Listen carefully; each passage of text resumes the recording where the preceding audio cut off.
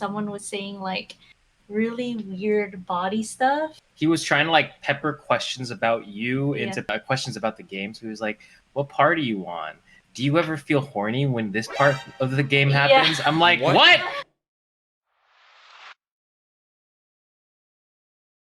I'm J-Lo. I'm from Singapore, very much like Ian, and I play pretty much any of the instruments you see behind me. I've been streaming on Twitch since August for two reasons. One is that COVID hit and I lost all my freelance gigs. And secondly, also because I've been inspired by a lot of Twitch musicians. The Twitch music community has been very nice and welcoming. I'm Powertrip FMC. I rebranded once Mixer went out. I streamed gaming mostly. Planning on branching out a little bit more now that I'm back, or now that I'm actually streaming on Twitch.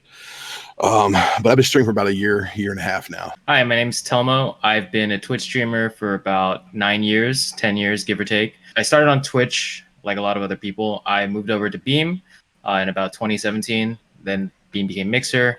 And then once Mixer fell down, I came back to Twitch. Most people know me as a Super Smash Brothers Ultimate streamer. I run a weekly tournament. We average around 170 people. But most recently, I found my way back into the Tony Hawk's Pro Skater scene. So yeah, I mostly do gaming. Once COVID is over, I'm planning to switch to more of like a IRL kind of streamer because I'm a climber.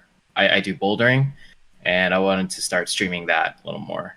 My name is Twee. I started streaming on Beam before it became Mixer. And then moving over to Twitch, it's Banana Twinkie. Banana is basically a cat that lives in a banana. It's from Crunchyroll, and I'm wearing the shirt of them right now. Other than that, we are from the West Coast, Bay Area. Yes, there is fire, but we're fine. I usually stream, variety, but more specifically, more story-driven games because I want to focus on my audience a lot. I am hoping to diverge into something I love, which is, this might sound weird with like eating. So I want to do like eating competitions or like eating challenges and stuff like that, which I do a lot when I hit a follower goal, and usually those have been pretty popular. I am satisfied with the money I make from streaming.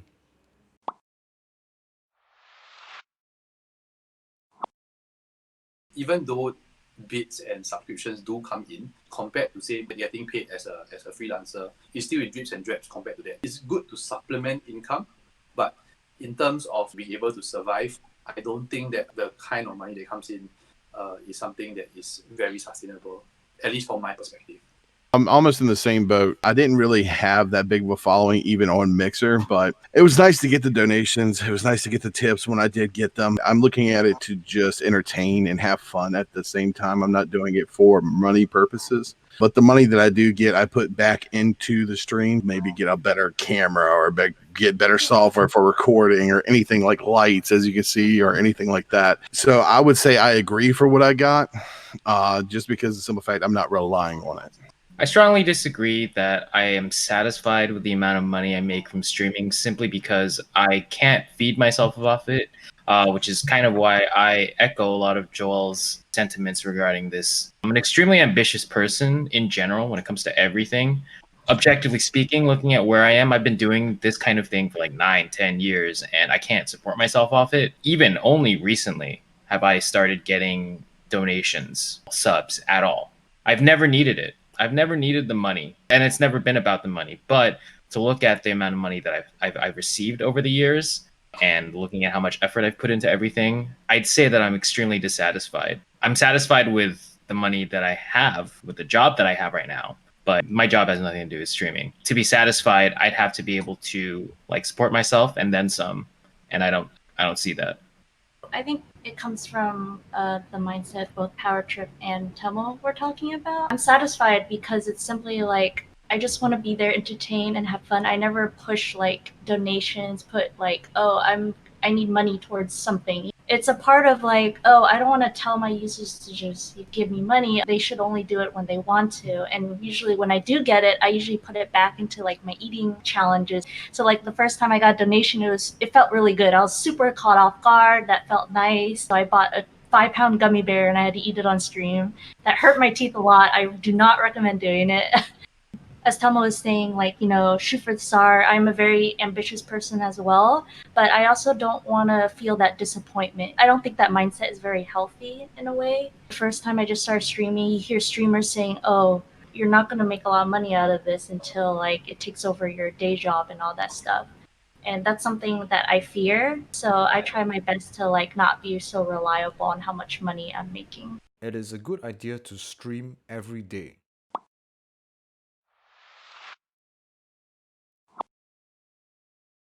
It's not very sustainable unless it fits your brand.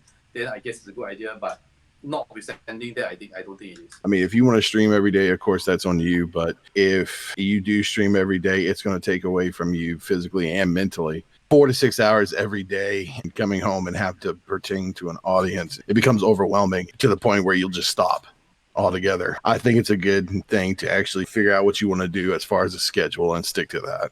Joel brought up a really good point. Artificial scarcity of your product is good for your brand to a degree. It's a two-way street between you and your viewers. Do you expect your viewers to see you every day, 7 days a week? Most people have lives outside of streaming. Even if this is what you relied on as your primary source of content, nobody works 7 days a week, 365 days a year, like 4 to 6 hours a day. It's just unreasonable to expect anyone to dedicate that much time to almost anything. It's just not healthy. Going back to the points that the other three have stated, it's just not sustainable long term. Everybody needs a break at least in between. I just think it's unfair to give my audiences half of my energy when they could have my full energy, right? Because I know that I want something like that from someone. So I want to be able to treat these people the same that they would treat me. It's just like so toxic that you have to work so many hours just to like satisfy someone. And as Telmo was saying, it's like you don't want to dilute your content. At this point, Joel had to leave the group call due to IRL, so I chatted with him separately later. Networking is overrated.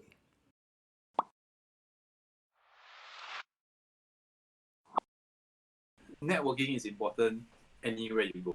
That's life. Deal with it. At least for myself, how I started playing in the pubs was I would talk to people and people would know me, and I would turn up at a bar, buy myself a beer, buy someone else a beer, and wait to be called on for about maybe 1-2 songs and make sure I play my ass off. It's actually harder on Twitch because no one can see your face. All they can see is what you're typing. So you have to be way more genuine, and you have to really actively go about, say that you care and put heart emoticons a lot more to get people to get it that you actually do care. It's part of the game. Anywhere you go, it's really about not just getting to know people, but also getting to be part of the community and contributing positively to the community. Networking, I mean, to a streamer is practically everything. I mean, if it wasn't for networking, we wouldn't be here. I was going to say strongly disagree, but I said disagree just because of the simple fact that it can get to the point where it becomes overwhelming.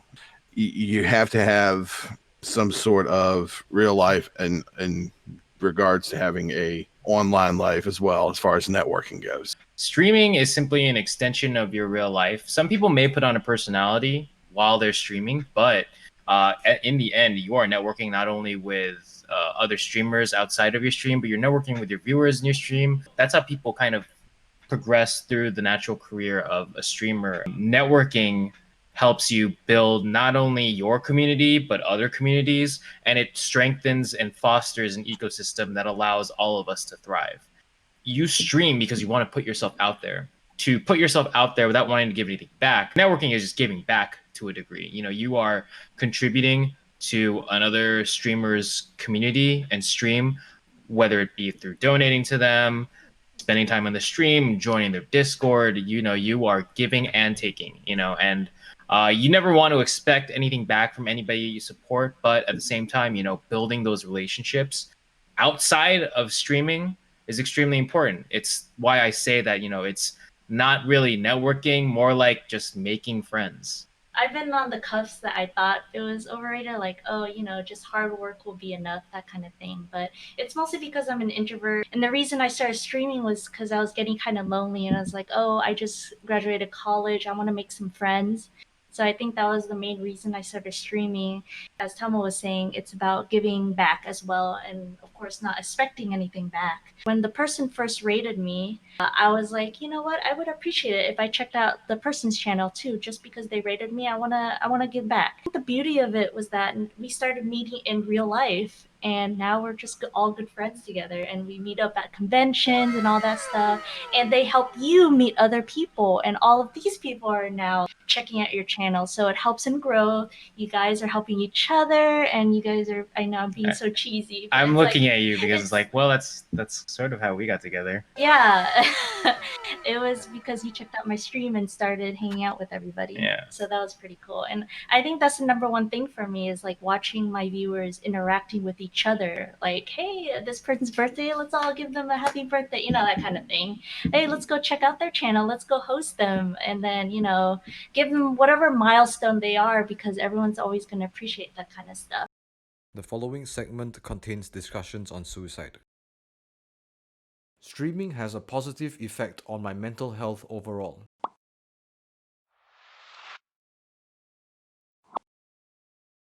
In Singapore, we are pretty much on lockdown.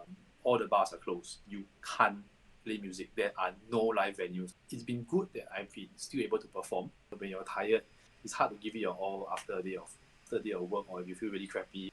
But I think that all in all, streaming has been good because I actually get to play music, which is something that has been a part of my life for a very long time. So yeah, it's a very good creative outlet. I get home from work, it calms me. It makes me happy to be around my family. Having everyone around me, it made me a better person.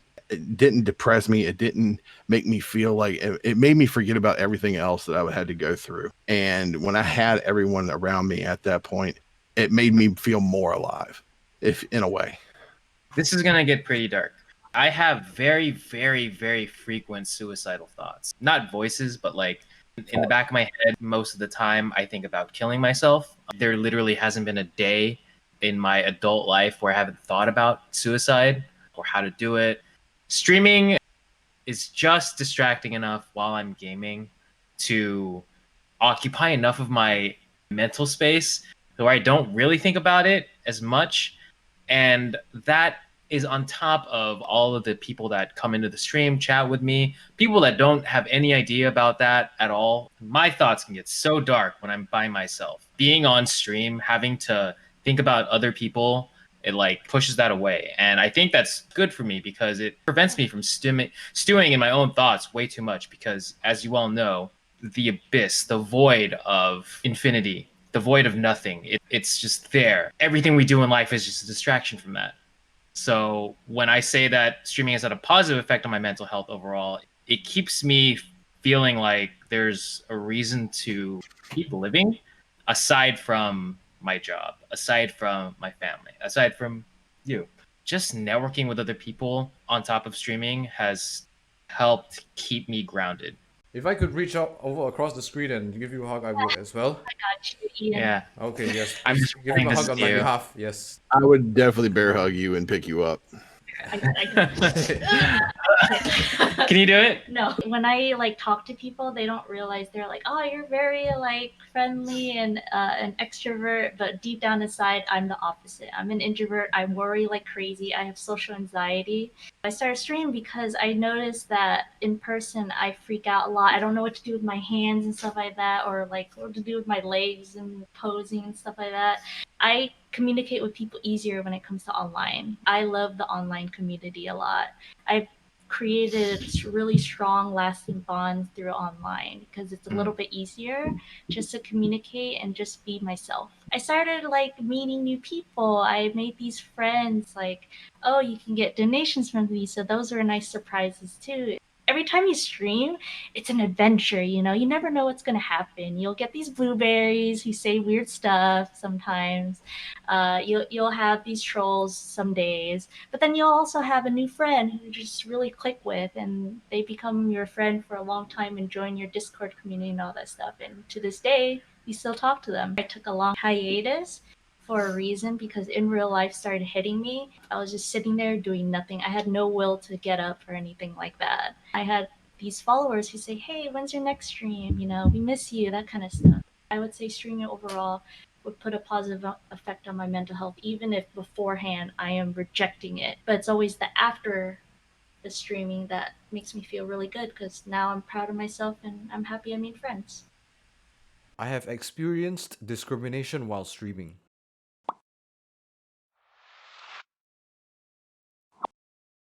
The answer is no. I think for two reasons lah. One is that it's back to the point about the Twitch music community. I think it's fairly inclusive, so it's quite alright. Secondly, also is at least for myself, I generally put in my titles that I speak Mandarin. I find that a lot of those like rednecks don't turn out in my stream because of the fact that I put like Mandarin and Japanese characters there anyway. I would like to think that's a filter. If you've ever been in a Call of Duty party and you're talking, or if you're in a stream and somebody comes across your stream and picks it up and they're 12 years old, they're going to end up saying something stupid. I've been called fat fuck. Anything to do with fat, you're going to hear it or anything like that. And, if you got soft skin, it's going to hurt your feelings. But I've been a big kid all my life, and I've heard them all. I have black friends, white friends, Mexican friends. Doesn't matter who you are. Like I said, if you've played Call of Duty, any game for that matter, and you're in a open lobby, there's going to be a racist, there's going to be a sexist, there's going to be everything in the freaking world is going to be in that fucking lobby, and they're going to end up saying something stupid. If you are streaming, you can't even record it, or you can't even use the content because half of them are being fucking retarded. There's nothing in the world that pisses me off more that specific discrimination against anybody. That's a really touchy subject for me. But I will say this, yes, it's happened to me, and it's happened to a lot of my friends, and every single time it pisses me off extremely. So I strongly agree because a few years ago, I want to say probably like 5 or 6 years ago, maybe more than that, I streamed Dota 2. For those of you who may not be aware, there is a long history of discrimination against Filipino people in the Dota community. It used to be that anytime somebody would see me streaming Dota 2, I would get at least one person saying something racist against Filipinos in the stream. If at any point anybody would find out that I'm Filipino, or I would even sometimes I would say I'm Filipino, they would just be openly racist against it. It's like, dude, whatever. And I eventually stopped playing that game. The racism didn't actually affect me. It was more that I stopped playing the game because I started enjoying other games more. Mm-hmm. But the racism always kind of stuck with me. If you're in the Dota community and you're American, there's probably a few nationalities that are pretty heavily discriminated against: Russian, Brazilian, Filipino, Chinese now. As an Asian streamer, I have not really experienced that much racism against myself personally, except for that. I'm happy to say that I have pretty thick skin when it comes to stuff like that. People have called me homophobic slurs. People use the N-word against me. Even as small of a streamer as I might be, these things still happen. Kids are still shitheads. There's still a really strong ingratiation of this kind of racism, discrimination. It's been better, with the whole social justice movement and all that stuff. But it's not just me. I know this. People get discriminated against every day for whatever. Anything and everything that you can be discriminated for, you will be discriminated for at some point in your streaming career, most likely. I didn't know about the Dota thing. Yeah, I've never really talked about it. I haven't had anything discriminating against my race specifically, but I have had, the occasional people trolling and people talking about my gender and trying to sexually harass me. And then you'll also have people on Discord kind of messaging you personal questions and stuff like that. I eventually made it a rule on my own channel to say no personal question, please, because they'll come in, it's like, you have a boyfriend, that kind of stuff. So it's kind of like, do you have a boyfriend? Yes. The most recent one was someone was saying really weird body stuff. He was trying to pepper questions about you into questions about the game. So he was like, what part are you on? Do you ever feel horny when this part of the game happens? I'm like, what? Yeah, it just, you get these weird... Does this part of the game turn you on? It does me. This definitely requires some context. Her recent streams have been, we've been playing a visual novel. We voice act the characters. So we're both on camera. She has 2 other active mods. Yeah. And they're usually not always in the stream. When something like that happens, I have to pull out my phone and go on the Twitch app and ban them from the mobile app because we're both here and we're both looking at the game. I do want to talk about how it's just so much easier for people to say things because there's that Anonymity. anonymity because you're just a username and you get banned, you can just go make another account or something like that. It's one of those things where you're real strong behind that keyboard. Yeah. Yeah. I aspire to one day stream full time.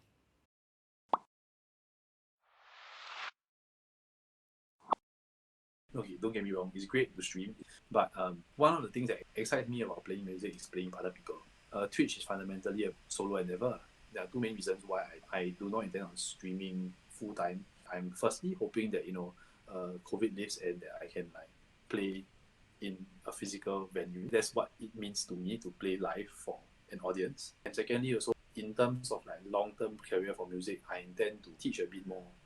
So streaming, at least as of now, isn't quite part of the agenda. I do it for the fun. I guess I could restate that and just put agree, but I mean, it would be nice. Yeah, it'd be cool. But I get on here to enjoy. I get on here to communicate. I get on here to network. I get on here to say hi to my family. I get on here to say hi to my friends and, relieve the stress of the day. Like I said, it's a community thing more for me than it is a life change or anything like that. Like I said in a previous response, I'm very ambitious when it comes to basically everything in my life. Streaming is kind of an extension of esports, which has been my primary passion. I'm wearing an esports arena shirt right now. One of the first things I ever wanted to do was go to Korea and play professional StarCraft, back in 2006, 2007. And streaming is an extension of that. I really hope that an opportunity will present itself for me to be able to do this full time. I already have a skill set that will lend itself to being able to get a job at literally any point in my life, especially at this day and age,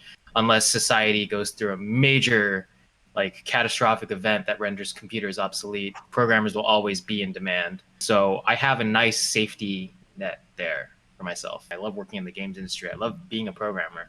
But I can't say that I don't aspire to stream full time because it is a dream of mine. I can work my full day job and that's totally fine, and I can put streaming on this as a side thing. But I would love it if one day at some point I can make it so that it kind of takes over. It's not just streaming. I want to also do YouTube, content creation in general. I just want to be able to do all that kind of stuff because I enjoy it.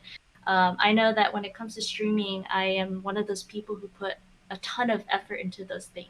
One day I'd love it if I could do streaming full time, and like Telmo said, I do have a safety net. I'm trying my best to keep it that way, but for now it's just a side thing. What is up, everyone? It's Ian here. That was our very first episode of Do All Twitch Streamers Think the Same? What did you guys think of that? Please let me know by leaving a comment. If you liked the video, please smash that like button. If you have not subscribed, please smash the subscribe button as well. Hit the bell so you can be notified when I upload again. And please, most of all, be sure to follow our friends on their respective Twitch channels. Links in the description. Follow my own Twitch channel. Link is also in the description. And if you'd like to see future episodes, please let me know. I'd love to have your feedback on what we can do better in future episodes. Until next time, stay safe and see ya.